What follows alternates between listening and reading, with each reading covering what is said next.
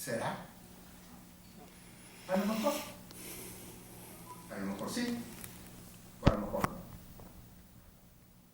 Para empezar, tendría que descriminalizarse, digamos, que casi todo. Tendríamos que descriminalizar, si es que ya es crimen, el que se hable con grosería, el que se hable de la vida sexual, por decir. El que los jóvenes se besen en el callejón del beso. Bueno, a ver. Por más que eso a lo mejor, si nos desagrada, lo siguiéramos castigando.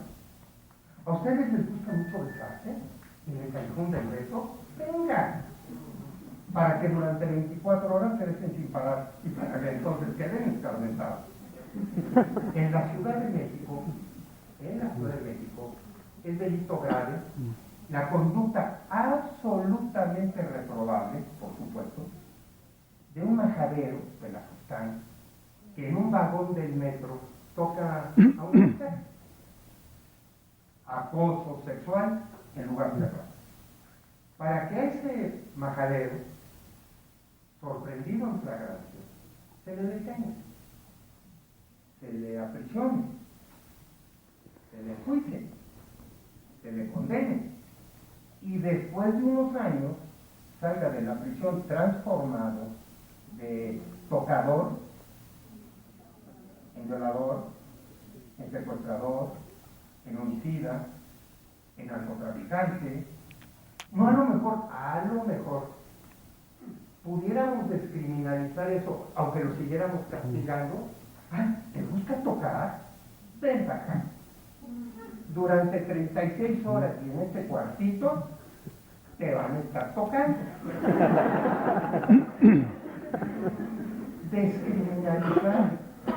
Descriminalizar lo más que se pudiera, aunque en una de esas lo siguiéramos castigando, pero no ya como crimen, como delito.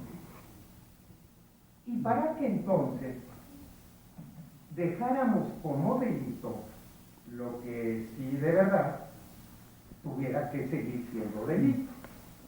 Pero para que de eso hiciéramos una distinción importantísima entre los delitos que pudieran mediarse y conciliarse.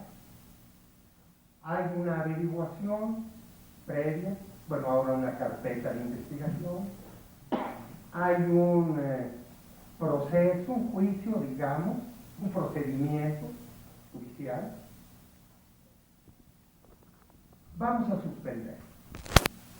Vamos a convocar a la víctima y al victimario a una mediación, a una conciliación, en un centro de mediación y conciliación, para que en un procedimiento voluntario, confidencial, flexible, neutral, imparcial, en el que haya equidad y sobre todo economía procesal, que es lo que de a tiro todos siempre hemos buscado, algo que en un proceso no consuma tiempo, dinero, etc., las partes se concilian. Y para que conciliadas las partes, la víctima obtenga lo que le importa, que es la reparación de su daño. Para que entonces, además de economía procesal, pudiera haber la que yo calificaría como economía económica, la reparación de su daño. Y para que entonces esa averiguación, investigación, ese procedimiento ante un señor juez ya no siguiera, y para que ahora sí ya nos deshiciéramos de todo lo que consume tiempo y dinero. Nada más para quedarnos con lo que el artículo 18 de la Constitución expresamente señala, que debe ir a juicio oral, que son los delitos contra el orden público. delitos que naturalmente no vamos a poder descriminalizar y tampoco mediar ni conciliar. Delitos contra el orden público. Delitos que ahora se van a enjuiciar oralmente. Tenemos la ventaja de la oralidad.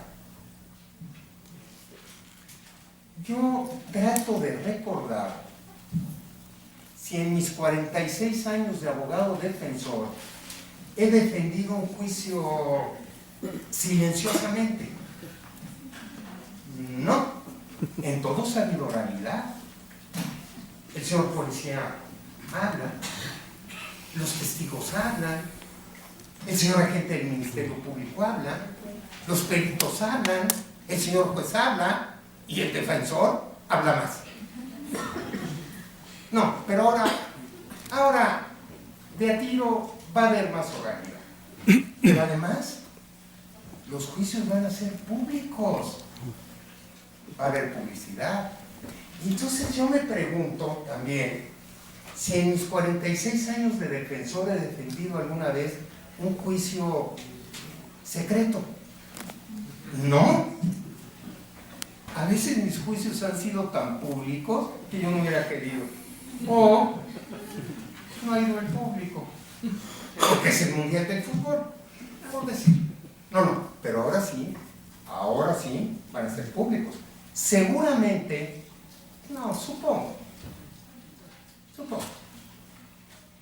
que porque en la noche, en la televisión, supongo, se anunciarán.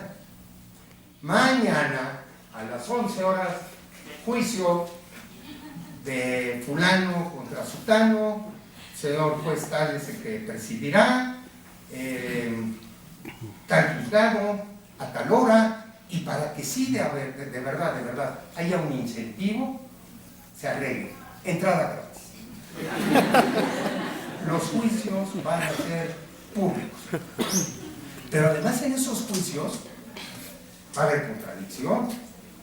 Y ay, caray, también en mis 46 años de defensor, aunque me da un poco de mortificación decirlo, siempre he contradicho al Ministerio Público. Este acusado, este defendido de Juan Velázquez, véanlo, es el demonio. Señor juez, permítame, no, déjeme contradecir, véanlo, pues es un ángel, se debe ir al cielo, suéltenlo.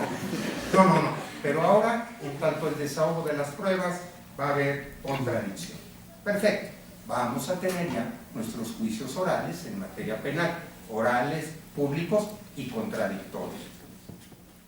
Nada más que para que los haya, se requiere de una primera pieza de un rompecabezas sin la cual no se va a poder armar, de un primer eslabón de una cadena que concluye en juicio oral de delitos contra el orden público, que ya dije, no se van a poder descriminalizar, ni menos mediar y conciliar. Un primer eslabón, que se llama policía. Una policía que investigue, una policía que descubra, para que entonces un señor agente del Ministerio Público pueda acusar y un señor juez pueda enjuiciar, y para entonces hacer justicia, y si la persona es culpable, la condene a una pena de prisión y se abata la impunidad. Policía. En México, ¿tenemos policía? Sí, claro. Una de las 10 más ineficientes en el mundo. La más ineficiente de América Latina. La segunda más corrupta mundialmente. 400 municipios sin policías, 800 municipios con policías que apenas cursaron la primaria y entonces también apenas saben leer y escribir, el 75% de las policías infiltradas por la delincuencia. En México no tenemos policía. En México tenemos policía. En tanto que aquí en la Ciudad de México no todos los días, pero digamos, todos los días aparecían cadáveres en un terreno baldío. Y para que entonces los vecinos, espantados, escandalizados, protestaran ante la autoridad. Queremos que se haga algo, queremos que la policía actúe. Y para que entonces la autoridad, presionada por la sociedad, obligara a la policía a actuar. Y para que la policía actuara, con un letrero de ese tamaño, ahí en el lote baldío, que decía: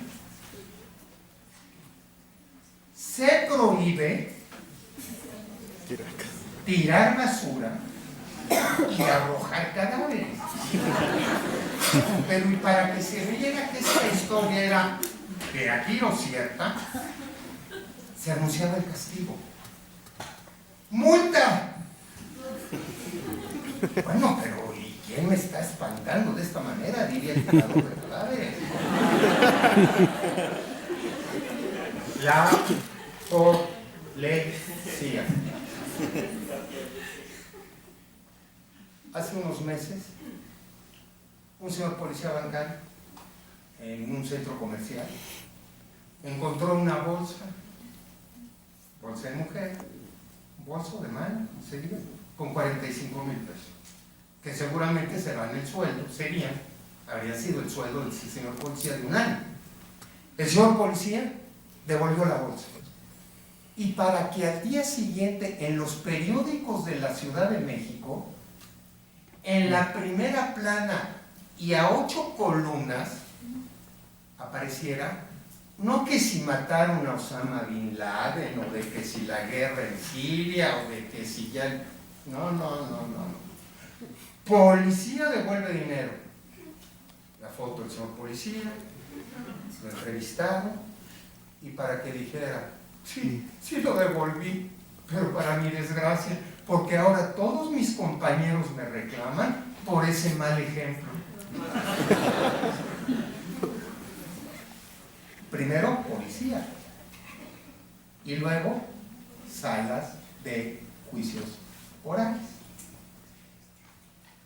Aquí en México tenemos a la Catedral del Derecho Penal, Instituto Nacional de Ciencias Penales. Y ese Instituto Nacional de Ciencias Penales tuvo un director genial, Gerardo Landa. Y un día Gerardo me invitó para que conociera la sala de juicios orales a donde se adiestra a los alumnos. Me invitó a comer, comí, y luego me tomó del brazo, y antes de entrar a la sala de juicio oral, me pidió que cerrara los ojos. Y me guió para estar en medio de la sala de juicio oral. Juan Velázquez, abre los ojos.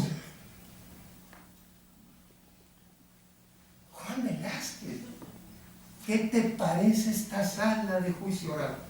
Y para que yo no pudiera contestar, porque estaba en lo que los, no sé, psiquiatras, psicólogos, califican como shock. Y mi amigo espantado, creyendo que la comida me había caído mal, me empezó a zarandear. Y para que zarandeado comenzara a regresar en mí, yo oyera por ahí la voz de Gerardo que decía: Juan, ¿que no te gustaría estar en una sala así de juicio oral como defensor? Y para que ya vuelto en mí, le contestara: Gerardo, hasta como acusado. Me gustaría estar en una sala de juicio oral. ¿Quién no? Nada más. El problema es el siguiente. Uno de los poderes judiciales más grandes del mundo es el de la Ciudad de México. Y el señor presidente del Tribunal Superior de Justicia del Distrito Federal dijo para el pasado, para que este poder judicial, uno de los más grandes del mundo, funcione óptimamente, requiere de 300 jueces más, o sea, el más grande, pero de 300 jueces más. Y ahora para y ahora para los juicios orales requiere multiplicarse por 7. Y en el Poder Judicial de la Federación, una inversión de 18.000 millones de pesos.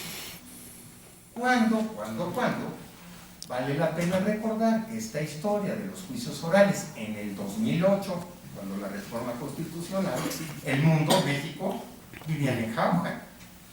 El barril del petróleo a 130, las remesas de los señores migrantes, etc. Y ahorita que estamos quebrados, ¿con qué? No, pero ¿por qué ser pesimistas? Vamos a ser optimistas. Vamos a suponer que de hoy a mañana, mañana tenemos policía y tenemos salas de juicios orales y con todo lo que eso implica. Ya, listo. Para que entonces, en esas salas de juicios orales, se enjuicien, como ya dije, los delitos contra el orden público. Delitos contra el orden público que, también ya dije, no podemos descriminalizar, no podemos mediar y conciliar. Los vamos a llevar a juicio oral. El año pasado se cometieron casi 30 millones de delitos. Bueno, pero ahora ya no, porque ahora ya vamos a inventar. Vamos a suponer que ya no 30 millones, porque ya descriminalizamos 10 millones. Bueno, vamos a suponer que ya no 30, ya nos quedan 20, porque entonces otros 10 millones los mediamos y conciliamos. Vamos a suponer que nos quedamos nada más con 10 millones de delitos. No, con 5 millones de delitos. No, con 100.000 delitos. 1 millón. No, 100.000 delitos. 100.000 delitos que tienen que ir a juicio oral. Secuestros. No nos vamos a descriminalizar, no nos podemos mediar y conciliar. En México los secuestros han aumentado 500%. Cada 3 horas se secuestra una persona. Los homicidios, el 96%.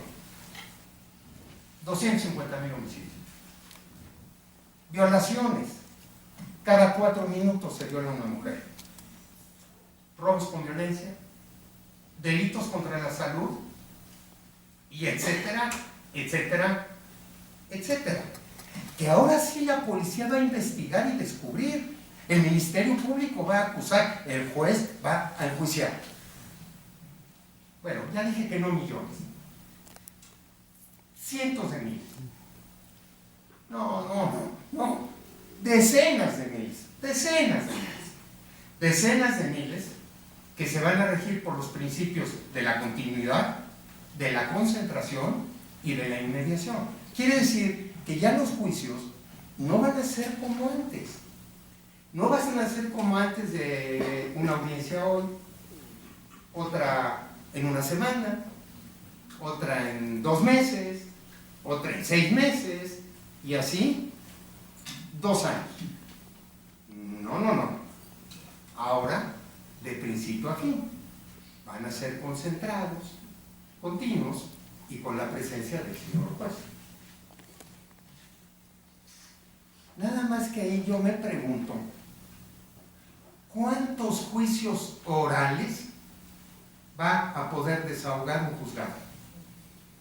Porque ahorita un juzgado, ya no ahorita, pero todavía hasta hace 2 meses, un juzgado tramitaba 10 juicios, 10 señores secretarios, 10 audiencias en 10 juicios, y un señor juez en su despacho, dictando, revisando, dictando, 10 sentencias en un día. Ahora un juzgado dedicado y de tiempo completo a un juicio. Aquí en México, el señor presidente Miguel Alemán inauguró el viaducto Miguel Alemán. Un viaducto maravilloso para 2,000 coches que había y de 2 carriles. Un día se congestionó. Y para que afortunadamente resultara un ingeniero, yo creo que de MIT o por ahí, que descubriera que pintándole una rayita, una tercera rayita, triplicaba la capacidad del viaducto. Ahora, un coche va a circular del principio al fin. Y para que ya que llegó al fin, ahora el siguiente coche. Y así, y así, y así. ¿Cuántos carros van a circular en un día? ¿Cuántos juicios va a poder llevar a cabo un juzgado de juicio oral? En el Estado de México hubo un juicio en el que un juzgado estuvo dedicado, 7 meses. Por la concentración, la continuidad y la inmediación. Señor enjuiciado, imputado, procesado, diremos, señor juez, te tengo una buena noticia. Tu juicio vas a tener el día de tu... En tu juicio vas a tener el día de tu juicio. Tu juicio ya no va a durar 2 años. Bueno, recuerdan que siempre que hay una buena noticia, luego viene una mala. La buena es que vas a tener el día de tu juicio. La mala es que lo vas a tener dentro de 2 años. Porque ve mi agenda de juicios absolutamente saturada. Y para que durante esos 2 años estés privado de la libertad. Porque, por ejemplo, en Chihuahua, al 80% de los caucionados ya nunca se les ha vuelto a ver. Aquí los vamos a poner a todos en libertad o los vamos a mantener presos precisamente por esa historia de la concentración, la continuidad y la inmediación, y hasta en tanto sea el día de su juicio. En los Estados Unidos de América, desde su fundación, cuando la Constitución en 1789, sigue habiendo esta historia de los juicios orales, que nosotros les copiamos. El Código Nacional de Procedimientos Penales parecería el de un juicio de ayer, nada más que para acá. 200 años de estarnos experimentando jurisprudencia, infraestructura, policía, dinero, fiscales, abogados, jueces, 200 años. En los Estados Unidos de América, solamente el 5% va a juicio oral. Porque si llegara a más, el sistema entero se colapsaría. Pero ¿cómo nada más el 5%? ¿Y qué pasa con todo lo demás? Todo lo demás, cuando se puede, se media y se concilia. O cuando no puede haber mediación y conciliación porque se trata de un delito grave, hay lo que aquí serían los llamados procedimientos abreviados. Juicios abreviados. No, procedimientos abreviados. Procedimientos abreviados en tanto un reconocimiento de culpabilidad. Un reconocimiento de culpabilidad que evita ir a un juicio. Porque pues ya para qué vamos a ir a un juicio si ya la persona se reconoció culpable. En tanto, una negociación con el Ministerio Público. Y entonces mi temor es el de que todo el sistema, incluyendo al defensor, a ese defensor que gana 10,000 pesos y que tiene 250 casos, todo el sistema, incluyendo al defensor, entre comillas, obligue a los acusados, imputados, a un procedimiento abreviado, en tanto un reconocimiento de culpabilidad. No, pero no, señor defensor, ¿cómo me voy a reconocer culpable si soy inocente? No, bueno, maravilloso. Y entonces espérate, dentro de 2 años, a la audiencia de tu juicio para que ya te absuelvan.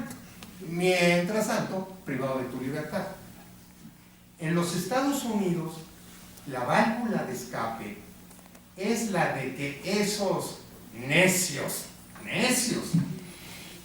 que no quieren reconocerse culpables y que optan por un juicio, tienen en casi todos los casos libertad provisional bajo caución, bajo fianza. ¿Por qué? Porque no la violan. Porque si la violan, se vuelve un delito federal. Y entonces el FBI los busca hasta que los encuentran. Como en el viejo oeste americano, las afianzadoras tienen casas recompensas. Que los encuentran y no van en caballo, pero amarrados en su coche, en la cajuela, los llevan y los entregan. Aquí en México. Entonces, si eres inocente y quieres salir, en tanto que no vayas a estar preso 2 años, déjame negociar con el Ministerio Público una pena reducida que a lo mejor se pueda conmutar, cambiar por una multa, para que te permita entonces salir, pero con antecedentes penales. ¿Va a haber justicia? Pero ¿y si eres culpable? No, si eres culpable, diría el defensor, con mayor razón, porque si eres culpable puedes negociar hasta la 1/3 parte de la pena mínima. Y entonces, mi observación sería la de que a lo mejor con estos juicios no vamos a tener justicia ni vamos a abatir la impunidad, y que por el contrario vamos a perpetuar esa historia penal para los pobres, en tanto una frase que digo, repito, que se me quedó grabada desde que yo era niño, que me llevaban de visita a la prisión de Lecumberri, el Palacio Negro de Lecumberri, una cárcel que don Porfirio Díaz mandó a hacer en 1910 para el centenario de la independencia.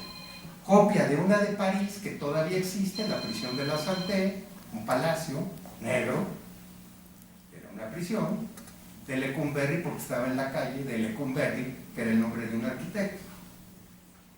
Una frase que estaba escrita en la pared de Lecumberri, en una pared de Lecumberri. ¿Y qué decía?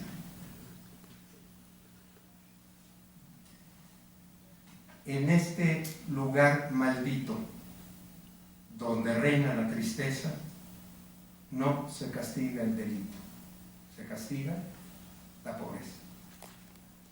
Con este sistema, me parece, como acabo de decir, que perpetuemos la justicia